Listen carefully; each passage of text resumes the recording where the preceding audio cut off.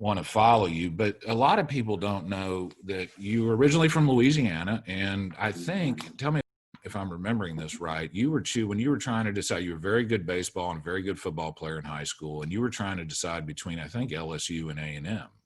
Yeah, that's correct. And Yeah. and I think, tell me if I'm remembering this right, you made your decision, I think, right on signing day. About you were pretty close to going to LSU, and then made your decision. So, am I remembering that right? And if so, can you tell us about that? Yeah, it was pretty close to signing day. It wasn't the day. I had grown up in Baton Rouge. I grew up about 15 miles from Tiger Stadium. Yeah. My dad would take me to LSU games since I could remember. And that was always kind of, it'd be cool to be able to play college one day, much less LSU or a place like A&M. Sure. But as I got older and got in a position where I was getting recruited and doing that, LSU head coach at the time was a guy named Bill Arnsparger, who went on to the NFL my senior year. And he and I had a real good relationship, like I did with Coach Sherrill, who was recruiting me at A&M along with Lynn Amity, who's a Louisiana guy as well. Sure. And so when Arnsparger left, that opened my eyes more about how important your relationship is with your coach. And Jackie was as relentless as anybody, and Lynn, and A&M had just come off two back-to-back Southwest Conference championships. So the program was in good standing, had good players. That recruiting class was getting better and better by the week, it seemed. I think we ended up with the #1 recruiting class in the country that year. Yeah. And ultimately, I just, when I came on my visit to A&M, me and my mom and dad, and we had a great tour of the campus. And this lady that showed us around was just phenomenal and patient. And because we had a million questions. And I think after that campus tour, I said, this is where I want to be. And just those kind of decisions, those big decisions that you make, you educate yourself and then you follow your gut. Love that. You follow your instinct. Yeah. And my gut was telling me this was the place I needed to go. And I did it. And I can remember calling LSU. I was so nervous calling LSU to tell them that I had chosen Texas A&M and I was going to commit, that night. Yeah, they don't let kids from Louisiana get out of Baton Rouge that easy. That doesn't happen that often. Yeah. Yeah. And the aftermath of that was, some of it was pretty brutal. Some of the hate mail and how could you do that? Just 17-year-old kid, 18-year-old kid getting hate mail. Yeah. Yeah. That's pretty standard. They're passionate about it like they are at A&M. And I tell you, I'm so glad I did, because I knew one person at A&M, a guy named Wally Hartley, who played tight end at my high school. He was 2 years older than me. So he'd been at A&M a couple of years. Yeah. And I knew one guy, but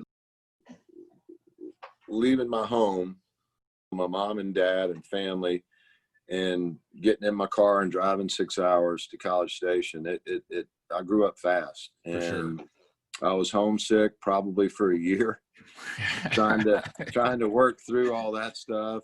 And but once I got situated and acclimated and being able to play as a true freshman, I really didn't have time to worry too much about anything. But I tell you, it's just a great place. And the hardest decision I probably ever had to make, but it ended up being the best decision I ever made too. And well, you said some really good things there as it relates to leadership. One of which I almost got chills down my spine when you said this was, at the end of the day, you can analyze the decision up and down all you want, but when your gut is telling you something, when your instincts are telling you something, you're smart to listen to it. And I'll tell you what, Bucky, it took me a long time to realize that. It wasn't until I was maybe in my late 30s that I started to look back on my life and say, the times where I ignored my instincts, ignored my guts, bad decisions.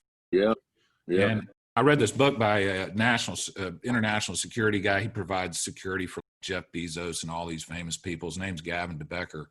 But he wrote a book about giving advice to people about personal security. And one of the things he says in it is trust your instincts. If something's off, if you're at a gas station and something's off, you should listen to your instincts because they're there for a reason. It's the same thing with making any decisions like you're talking about. Mm-hmm.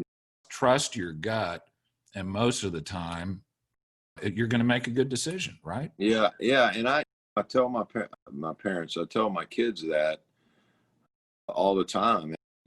We try to educate them on good and bad, right and wrong, and making good decisions, and that kind of stuff is all of us parents do. But I tell them, mom and dad are not going to be there all the time. And wherever you are, however old you are, if your instinct is telling you, I need to get out of here, you get out of there. Yeah, exactly. And most of the time, you're going to be right. And two, on top of that, you're not going to miss anything either. Yeah. Follow your instinct. I'm a big believer in that for sure. And I talk about it all the time with my kids. I remember, and you all remember this, but I showed up to A&M in 1991. They didn't call it this back then, but I was a preferred walk-on, which meant I had a spot on the basketball team. I didn't have to try out. But man, the first day I was there, Bucky, I went over to Nedham Steed. I was in the locker room getting changed or something. And I think it might've been Sam Adams, maybe Eric England. It was two of the big defensive lineman recruits, big dudes. And they walked up to me and they said, hey man, welcome to the football team. You're the kicker, right? Because I weighed about 180 pounds at the time. But Bucky, the reason I bring that up is because I remember lifting. Nedham Steed was where the athletes used to lift weights. And we had these names up on the wall, people that had the best 40-yard dash, best bench press, squat, Olympic lifts, all this. And as a quarterback, with guys like Quentin Coriat on the team, I remember seeing your name up there as one of the strongest guys on the Texas A&M football team. And so you were, I want to say that you were a really unique player. You were a quarterback who wore one of those damn neck braces that middle linebackers wore, right?